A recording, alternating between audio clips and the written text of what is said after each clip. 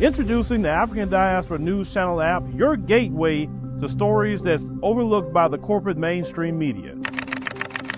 And we serve as the voice to the Toubou Black community. Again, we got Dr. Candace Matthews. A lot of these documents, looking at.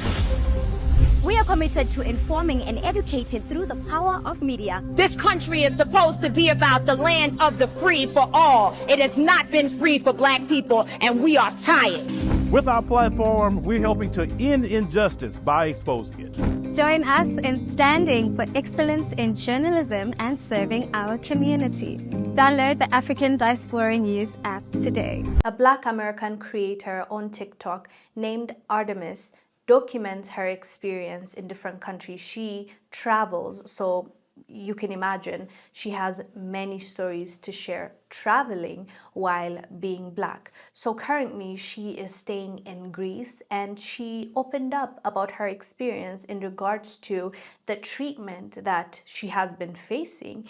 And because she opened up, the people attacked her and the people mocked her. She understood because she learned the language, and these are some of the things that she has faced. According to her, she has faced medical neglect, she has faced racism in a bus, she also has been scammed, and her friends that traveled to Greece to visit her there faced even worse. Watch this clip, we'll come back and discuss.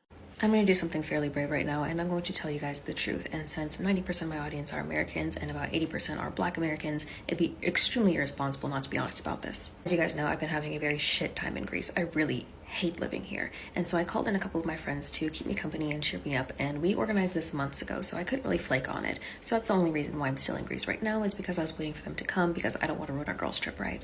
And right now I'm feeling both heartbroken and validated because my friends are having the exact same experience in Greece as I am. Not all of my friends have, because one of my friends is white. Now keep this in mind, this is important. To put it bluntly, the harassment and racism is nonstop. One of my friends, she's very tall, beautiful Black woman. She has a lot of tattoos, she's alternative, she attracts a lot of attention. Twice men have come up to her, put their hands on her from behind her, and one of them actually whispered some disgusting things in her ear, and I literally yelled at him in public in front of God and everybody, and he didn't argue with me. He just walked away like a coward. The second time we were in a restaurant and they walked up to her and did the same thing, put their hands on her and tried to startle her, things like that, just completely invading her personal space, and she was like, I did not like that, that was messed up, and he was like, oh, it's okay, I won't do it again. Once a man who was sitting behind us at the beach club started taking a photo of her ass, and we covered her up with a little shawl, and he was trying to take photos again, except this time front camera mode, pretending like he was taking videos of himself. Once my white friend called a taxi, so her name and image was on the account, and my friend, who is the tall Black model,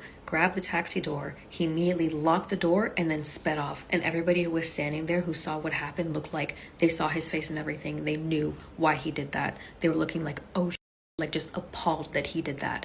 And I'm not talking about just trivial things like, oh my gosh, it's too hot, or oh my gosh, someone was mean to me. I'm talking about very, very serious things like me experiencing medical neglect to the point where I have a permanent scar in my eye that's affecting my vision that will never recover because of medical neglect from doctors here in Greece. I'm talking about very expensive accommodation not accommodating me when there are dangerous noise levels next door, and I'm literally going borderline psychotic from lack of sleep because I work night shift. I'm talking about people blatantly scamming me and stealing money from me to the tune of thousands of dollars. I'm talking about having my freedom of movement deprived because of government bureaucracy processes. These are very, very serious things. But the local Greek reaction was to mock me for it. She had gone through a lot, and clearly she doesn't enjoy her stay in Greece, and I believe she has tried to leave Greece, but at the moment she has no choice, because the last time I checked, she was living in Turkey, but Turkey had some laws that changed up, or they were making it very hard for immigrants to apply for visa, and so she had to go to Greece, and currently I believe she is there. So after she expressed her experience, her own lived experience, people online came for her, and they wanted to belittle her and try to make her feel like her experience is not valid. Mind you, she not only shared her experience, but also her friends' experience, what they faced traveling as a Black woman in Greece. And all they cared about is the image of Greece, not exactly how the people treat the tourists or the people that are living in Greece.